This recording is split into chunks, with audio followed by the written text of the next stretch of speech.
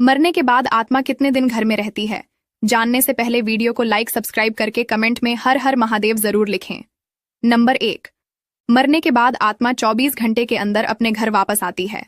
Number 2, अपने परिजनों को देखकर जोर जोर से रोती है, चिल्लाती है, फिर अपने शरीर में प्रवेश करना चाहती है। नंबर 3, लेकिन यमदूत सदूत के बंदिश में होने के कारण अपने शरीर में प्रवेश नहीं कर पाती। नंबर 4, इस तरह से पूरे सरकार को एक नियम ये भी लागू कर देना चाहिए कि हॉस्पिटल प्राइवेट हो या सरकारी, अगर मरीज मर जाए तो उसका पूरा बिल माफ हो जाना चाहिए। इससे फायदा ये होगा कि डॉक्टर मरीज को बचाने की पूरी कोशिश करेगा, और इतनी कोशिशों के बाद भी अगर मरीज मर जाता है तो उससे अनावश्यक वेंटिलेटर या अन्य तरीके से लूटपाट नहीं की जाएगी। अगर सहमत हो तो शेयर जरूर करना। जैसी तुम्हारी संगत होती है वैसी ही तुम्हारी रंगत होती है। ये कहावत तो तुमने जरूर सुनी होगी। यानी हम जैसे लोगों के साथ उठते बैठते हैं तो उनके जैसे ही हम बनते चले जाते हैं। यानी अगर तुम्हें इंग्लिश का ए भी नहीं पता है, लेकिन अगर तुम उस जगह में चले जाते हो जहां लोग इंग्लिश में बात करते हैं, तो सिंपल सी बात है, कुछ समय बाद तुम भी उसी तरीके से इंग्लिश में बोलना सीख जाओगे। और इसी प्रकार अगर तुम किसी कामयाब व्यक्ति के साथ रहोगे तो तुम्हारे भी कामयाब होने का चांस ज्यादा होंगे। वहां तुम ऐसे लोगों के साथ रह रहे हो जिसका जीवन में कोई लक्ष्य ही नहीं है और जिसका लाइफ में कुछ करने का जुनून ही नहीं है, तो ज्यादा चांस है तुम भी उन्हीं के जैसे बनते चले जाओगे। अगर तुम्हारे अच्छे दोस्त हैं तब बढ़िया है, और अगर नहीं है तब उससे भी ज्यादा बढ़िया है। इसलिए अकेला रहना सीख लो, क्योंकि एक बस में 50 आदमी बैठ सकते हैं, लेकिन एक लैम्बोर्गिनी में सिर्फ 2 ही आदमी बैठ सकते हैं। बातें सही लगे तो लाइक और राधा रानी ने क्यों दिया जगन्नाथ मंदिर को सबसे भयंकर श्राप, और आखिर क्यों अविवाहित जोड़े एक साथ नहीं जा सकते जगन्नाथ मंदिर? दोस्तों, एक बार राधा रानी को जगन्नाथ मंदिर जाने की इच्छा हुई। जब राधा रानी मंदिर में प्रवेश कर रही थी तब एक पुजारी ने उन्हें द्वार पर ही रोक दिया। जब उन्होंने पुजारी से ऐसा करने की वजह पूछी तो पुजारी ने उत्तर दिया कि आप श्री कृष्ण की प्रेमिका है और आपका विवाह भी नहीं हुआ है, इसीलिए आपको मंदिर के अंदर जाने की अनुमति नहीं है। इस बात से क्रोधित होकर राधा रानी ने जगन्नाथपुरी मंदिर को श्राप दे दिया कि अगर कोई भी अविवाहित प्रेमी जोड़ा इस मंदिर में दर्शन करने आएगा तो उसे जीवन में कभी भी अपने प्रेमी या प्रेमिका का साथ और प्यार नहीं मिलेगा। यही कारण है आज भी जगन्नाथ मंदिर में कोई भी अविवाहित प्रेमी जोड़ा एक साथ दर्शन करने नहीं जाता है। दोस्तों, कमेंट्स में राधे राधे लिखकर चैनल को सब्सक्राइब जरूर करें।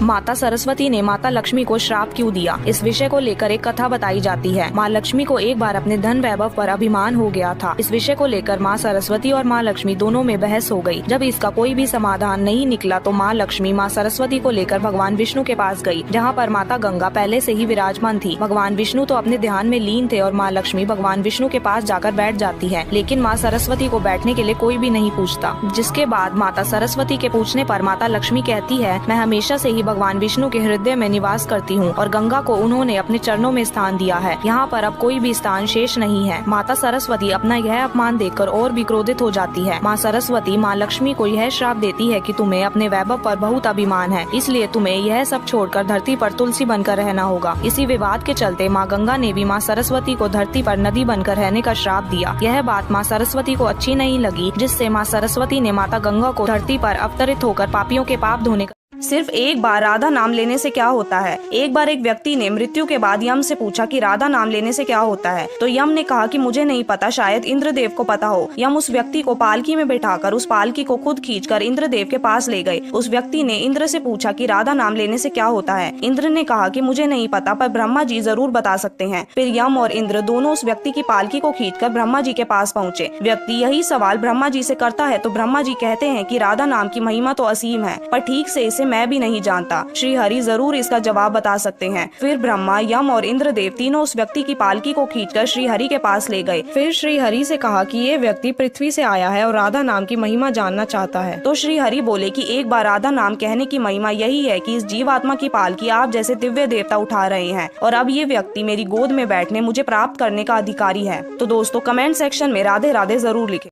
लड्डू गोपाल जी के साथ नया साल कैसे बिताएं और उनसे क्या प्रार्थना करें, आइए जानते हैं। नए साल पर लड्डू गोपाल के साथ समय बिताना एक दिव्य अनुभव है। इस दिन को खास बनाने के लिए आप लड्डू गोपाल का भव्य श्रृंगार करें, उन्हें सुंदर वस्त्र और आभूषण पहनाएं और उनके लिए विशेष भोग तैयार करें। नए साल की रात भगवान के साथ बिताने के लिए एक शांत और पवित्र वातावरण बनाएं। जैसे ही घड़ी में रात के 12 बजे लड्डू गोपाल की आरती करें, क्योंकि इस समय की गई आरती का विशेष महत्व है। आरती के बाद भगवान को भोग लगाएं। आप भजन कीर्तन गाकर या श्रीमद् भगवद गीता का पाठ करके भगवान के साथ यह रात बिता सकते सकते हैं। लड्डू गोपाल के चरणों में बैठकर नए साल के लिए अपने संकल्प और इच्छाएं बताएं। उनसे प्रार्थना करें कि वे आपके जीवन से सभी कष्टों को दूर करें और आने वाले साल को सुख, शांति और समृद्धि से भर दें। नए साल की पहली रात को भगवान के चरणों में बिताने से न केवल मन की शांति मिलती है बल्कि भगवान की कृपा भी प्राप्त होती है। राधे राधे लिखकर चैनल को सब्सक्राइब जरूर करें।